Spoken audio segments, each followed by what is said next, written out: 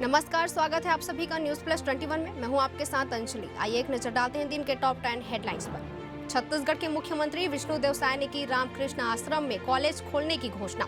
नारायणपुर में साय ने कहा, इलाका बहुत सुंदर, यही बसने का मन करता है। कलयोग आज पूजा करते दिखे छत्तीसगढ़ के पूर्व खाद्य मंत्री और कांग्रेस नेता अमरजीत भगत। इस बीच एक्स पर लिखे, सच के सौदे में न पड़ना, बेटे के कमरे की जांच में जुटी आईटी। कांग्रेस अध्यक्ष मल्लिकार्जुन खड़गे ने शनिवार को दिल्ली के रामलीला मैदान में न्याय संकल्प सम्मेलन के तहत पार्टी कार्यकर्ताओं को संबोधित किया। इस बीच खड़गे बोले, साथ दे वरना मोदी के गुलाम हो जाएंगे। पीएम का नारा था सबका साथ सबका विकास, लेकिन सबका सत्यानाश कर दिया।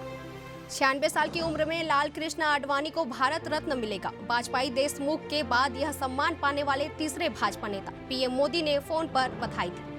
राहुल गांधी ने देवघर वैद्यनाथ मंदिर में पूजा की। बोले, भाजपा आदिवासियों को गैर आदिवासियों से लड़ाती है, इनका काम सिर्फ सरकार गिराना है।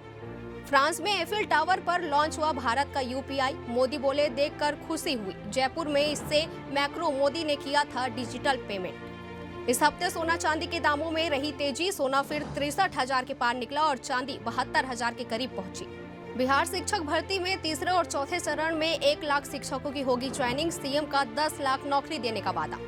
22 साल की उम्र में यशस्वी जायसवाल ने जड़ा दोहरा शतक। 277 गेंदों में 209 रन बनाकर टेस्ट मैच में रचा इतिहास। जिंदा है पूनम पांडे, पब्लिसिटी स्टंट थी मौत की खबर। वीडियो शेयर कर बोली, मैंने मरने का नाटक किया तो लोग सर्वाइकल कैंसर पर बात करने लगे। तो ऐसी ही तमाम जानकारियों से लगातार अपडेट रहने के लिए देखते रहिए न्यूज प्लस 21, आपके हक की बात।